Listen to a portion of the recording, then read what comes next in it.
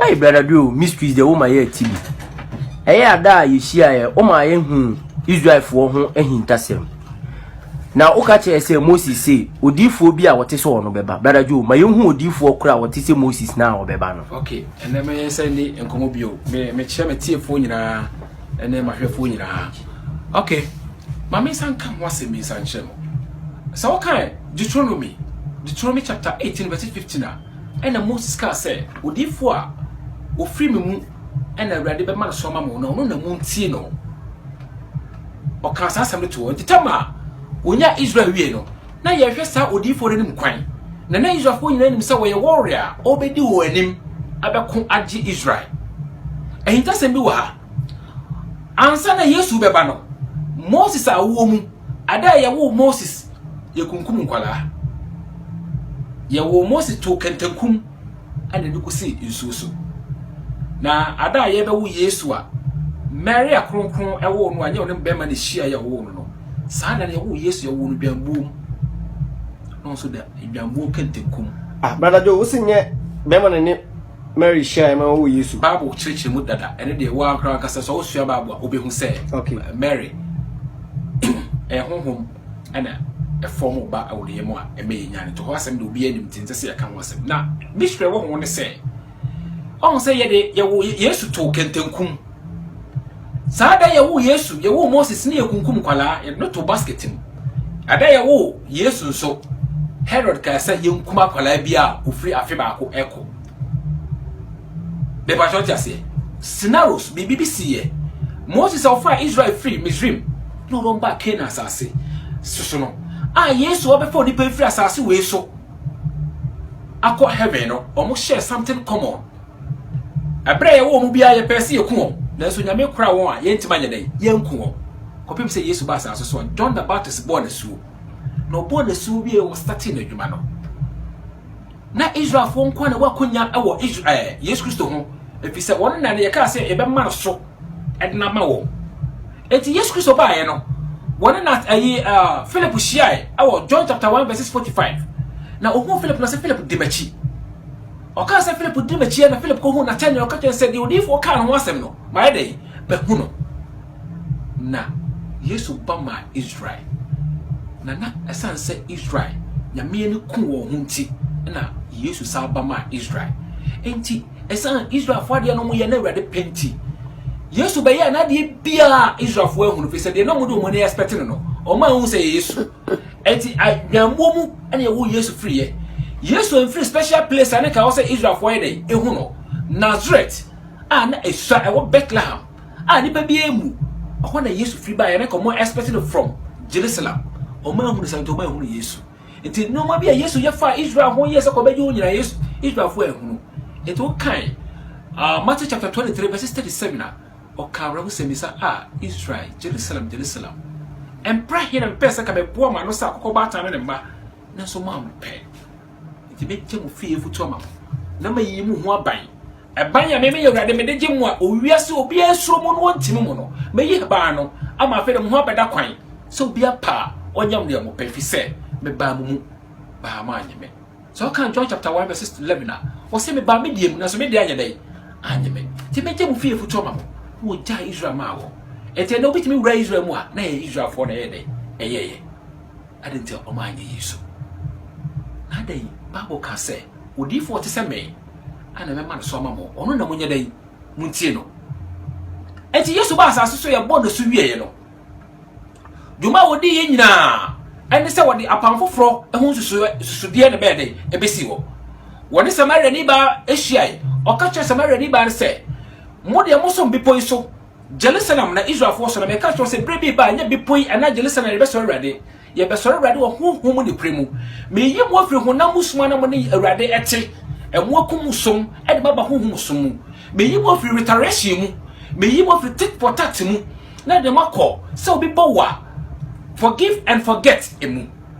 ye free sa pam we mu akọ apam foforo mu eti Yesu be kan ho nsem nyina o Matthew chapter 5 chapter 6 chapter 7 ho na nkwaje nsem nyina yagina ti so obi pese ohunu awrade Yesu a onka 5 6 7 ho na nkwaje nsem nyina esema Yesu de ba wiase nyina ho na ede ejina ade ntira me ka sa asem yi awrade Yesu sa wo ba ne de anye no Entiema o ma kwa se yemfa asem ne nko ewiase nyina na yenka ntra body bia obeji Yesu adi se o metie Yesu asem na wonka na me menka hinta sem bi de ntia o ka se wona muntie no John the Baptist born so wie e hu se eni bi firi so be ka se we ni doba o so me nti monya dan muntie no ebrebu se beka ya Moses eni Elia yi no wadi kire no abra no wadi John Yohane ana Yakubu ana Peter nam na tama no mukasa wie mununkum no ko wie no Peter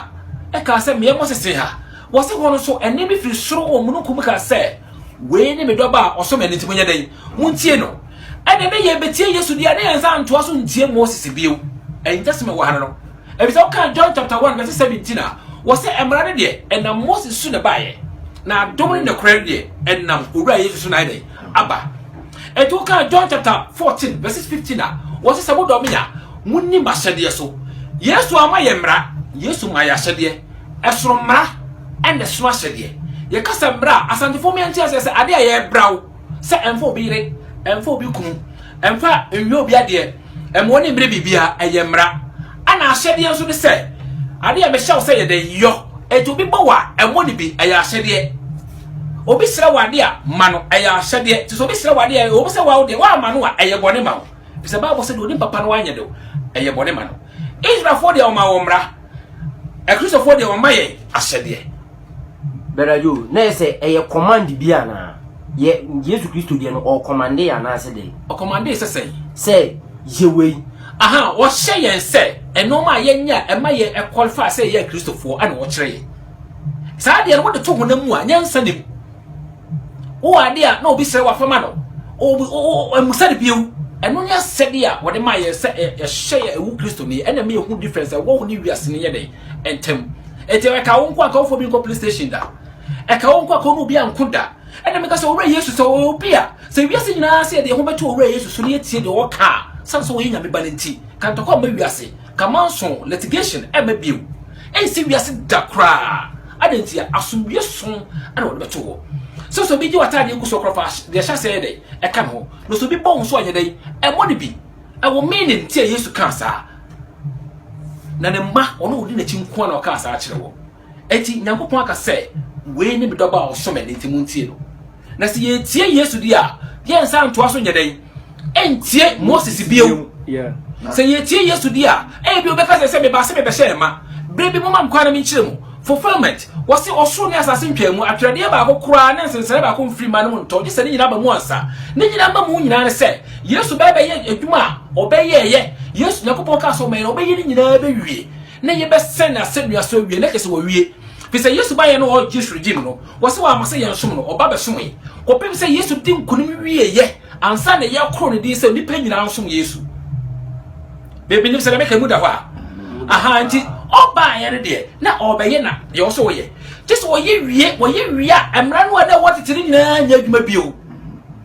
afede ahyede e na be ye adwuma efi se so be ye Kristo ni a o modwaman enti so wo hye mra nsam du se wo se e ma oni mra onyanko yere fa onyanko kunu enwia de yesi a obi ye Kristo ni a wa convert na ya transforming no wo no fa wo nya hwe enti ya pa se a se pra wada wo ti mra nsam du eni o ma Kristo ni a awrade Yesu abonasu asesa na firi honam akohoho wow fisa wase honam nnwuma daadi ene adwambo efidie eche honam fo na yesa ade no na honhoma ba so no odo enigye be ba church asenti wo wenye odu ade na so bi ba Kristo mu so a according to 2 Corinthians chapter 5 verse 17 wo ya body foforo kan nnwuma nyina atwam foforo na hede e sha ase eti se obi eto da ho a wo honhom ne enye odu ade a eti brother Jonah chese Israel nsem na ochire na Moses ka so bi bo osuma boni bi no se na pam foforo no de enye se bio eho hia enti no bi bo wa emo ne bi enti ti na no ye new package apam foforo ye enti me ka se ye mfa apam dada emfra foforo no eno no we ye honam som we ye honhom som eso de wo mu ye ena so de ha no mu ye menya brebia sa church mu ye fi se apam dada mu no ka se mu nsunsu amatade mu ba ye ba foforo mo se mu nsunsu amakoma mu na nya de mo ntade mu apam dada mu o ka se Penhas de pia ko sira Israel ni bia no ne mama mu ne ibo dwaman wodi pia sira no nyame se wasanka mebufu Yesu se penso ye de mede mala ni pray no wo se de wonye bone de on to bo man wo se is quite different esun we and esun we na dia ma Christopher problem say apamdada e wura foforo mu na so apamdada say me mete wa me hwa me hu o timi fa apamdada e ma foforo mu me di dwuma biada se so nya sa so no mo pagya me platform kakra mo ma obi a obetimi abechirim se wo de apamdada mu asemba akokore free dada mu aba foforo enya dwuma mam we ye honhom we ye honam enhia na so de o timi nchirechiremu no na waka frade bia na enya controversies na enya problems wo ha na misinterpretations na hede na eba and nti wo de dada moreka e fra foforo ebeka ebesei we di no kui na we di no kui That's brother Jesus dear Yesu Christo dear Obama Israel na Israel nyene no ana o ka say afedi e mon kwa mama mu nyina obi obehunu bia you just go to the hedges obi obehunu bia Gentiles friend no catch you say ye wura to pono wie wo se bedidi bisa wona abeto wo pono ma nyene o mama enti na wo ba bie no na se meka we wi a Yesu America no wasemi meka no intasem bia dey achro se sa wo do ho to Yesu so a o fa ho to ne bahunu so na nya wa rekoda se wo do ho to Yesu so adentia Yesu nyakopa ka kyerɛ sɛ ɔno na yɛnyɛ dɛn yɛtie no na sɛ yɛbetie no dia na yɛnsa ntie Moses biu yɛbetie Yesu sɛ wobɛka yɛ Yesu wu ya ɔkɔ no ɔka kyerɛ suafoɔ sɛ afei deɛ mawu asɔre enti no ɔsoro ne asase tumi nyina ma me enti monkɔnkɔ yɛ mama nyina mesuafoɔ na monkyerɛkyerɛ wɔn sɛ ɔne deɛ mahyɛ mo so na Farisifoɔ wɔ mmara na Sahendrafoɔ wɔ mmara na ayɛfɛ de sɛ mɛfa de sɛ Israel Moses aya mra bia ma wo a na eye wo nsema ne mu duru atwa tia dey e ka ho na so Yesu ba ya wo se twetwa twa dey enye hwe twetwa Yesu ti enenka obofo bi bekum Moses e wo ne ba wo ntwa ne twetia ho Sipora dey twrebo ko twa ne ba twetia bofo ne sanye na se urade eni chi sa de no so bi ba ye Israel ne se twa ne twetia ma ne mo ja gu ma ne be ka pam no na ye Christopher de Yesu Christo mo ja gu asase so no breko pe akonfa ye nyina a ye hie moja bio moja ba ko agua ma ye nyina eso no befa age ye ma ne ma nyina e patoti ase enti wo se wo do soro ne asase tumi nyina ma me ti mon konko ya ma ma nyina mesuafo na mon kyerɛkyerɛ wo se oni de ma hyɛ mo so na hinta se ma ko wa ne se Moses mra ye de ma wo no ebepo na se wo no ye kyerɛ Yakobɔ de ne nsa ana kyerɛ abopon so de ma wo wo wie no ma na kyerɛ de akagu mo ba mobo emoboyem na wo de ma wo na apan foforo mu no wan kyerɛ mu bibia so na ma ye o kyerɛ gu akoma mu ene adwem according to Hebrews chapter 7 verses 12 Yesu ka nti ne nsam no ase firi mu ba and this is the krata ma wo ansem what maka Yesu wasem it is ye shiba bu nyina wo se urade Yesu matime ka no wasem efisa asom wa kyerɛ gu ma dwene mu ene wakoma mu and this is okura Bible na no ko pe encyclopedias bi na afi ko pe Bible nkyerɛse bi this ko pe brofo bi na ɔde abekyerɛ ure Yesu 2000 over years ago ka asem bi na obi a enne oba ye be ye brofo na ɔde brofo na abekyerɛ Yesu asem da bi medical ka kyerɛ sɛ Bible every Israel by ban nkyerɛse every Israel Onyankopɔn nkonko pe ne kyerɛ mu na de obekyerɛ mu akyerɛ nyina so no enne mi hu sɛ urade afro fi sɛ ɔse dua bi enye ɔsoro gye ne duae no Yesu etwase etwa maka kyerɛ sɛ nye school ne edusua Bible fa school ho ka me ne ho kwa se me ka bi meka aka mi structure fi se me nyame na mhye mo suade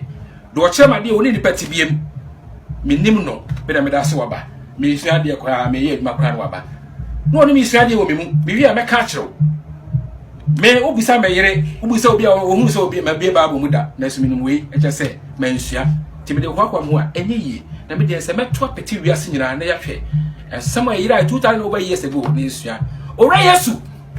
ana Moses kan wasem se we odifo a what is said or no a wona na yentie no na Bible apamfo so be confirm say when it is Yesu se samodomi a mun ne machede so na Yesu ana Yesu no na oba be som yi na osom wie ya owu ye sore ye no ya kro ne din apagya din na the next time adam ba me kasa di we ho asem na ma kyerɛ ni ba kro pa ne din ne sa edi Christ no me ka mo yi just ma kyerɛ mo na me hyira mo on shemode this is bitter truth unyane baby o kan ngoma bia mu a unhunu o pa Pasqualis so bit ma konti asase mu ya enyenye me to challenge e mo pese me hu sase ma me kan e free na so tie be yankwa ma e hran ka mu nyina da for message mo shia amen ntia tie for mo like na mo share page no